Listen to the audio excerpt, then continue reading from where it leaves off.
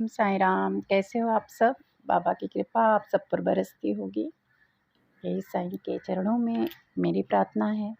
Happy Thursday, happy बाबास day सभी को। यह अत्यंत दुर्लभ खजाना है जो आज बाबा ने आपको भेजा है। Universe secret message for you my child. मेरे बच्चों, बाबा कह रहे हैं, कब से भाग रहे हो?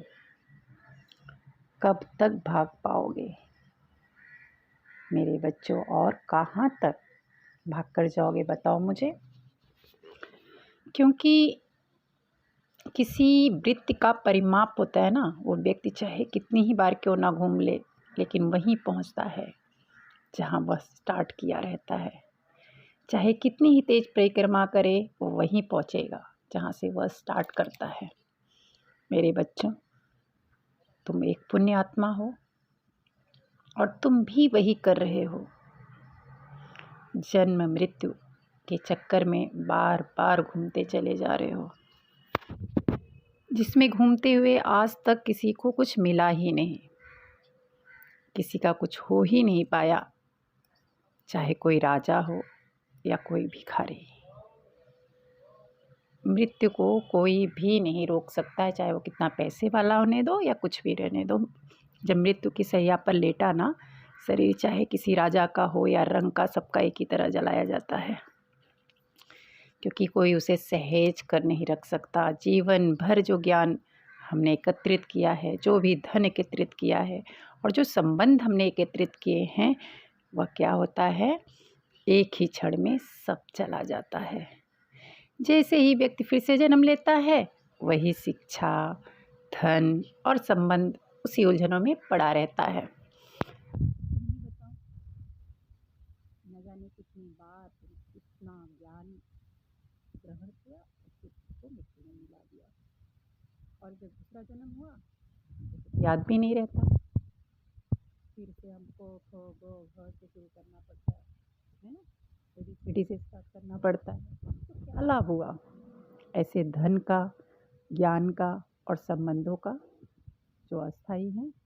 मेरे बच्चों, यदि ऐसा हो तो तुम जमा किए हो, एकत्रित किए हो, तो कभी नष्ट ना हो। दूसरा जब शरीर धारण करते हो, वह तुम्हें वैसे ही प्राप्त हो जाए जैसे तुमने उसे एकत्रित करके रखा था।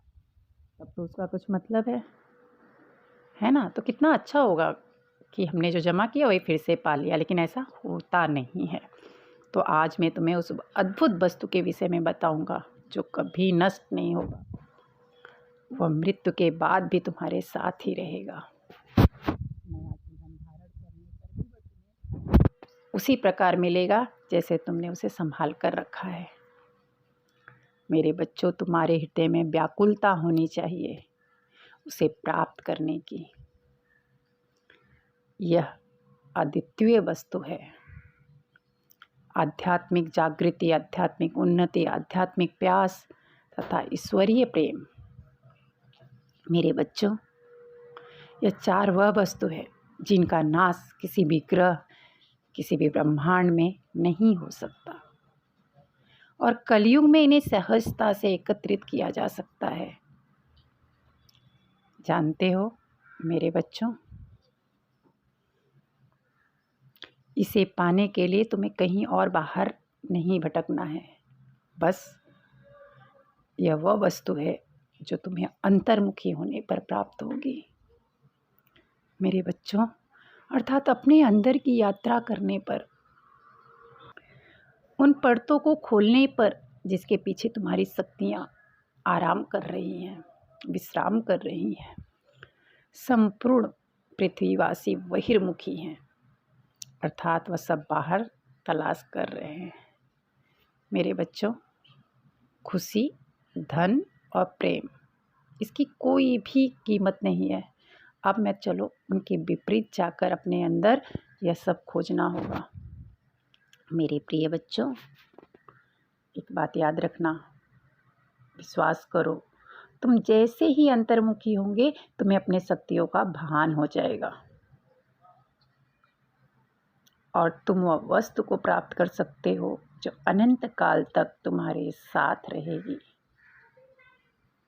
वही सच्चा धन है, क्योंकि वही तुम्हें सत्य और ईश्वरीय प्रेम से एकाकार करवा सकता है, दूसरा कोई नहीं। मेरे बच्चों, खुश रहो। जय साईं।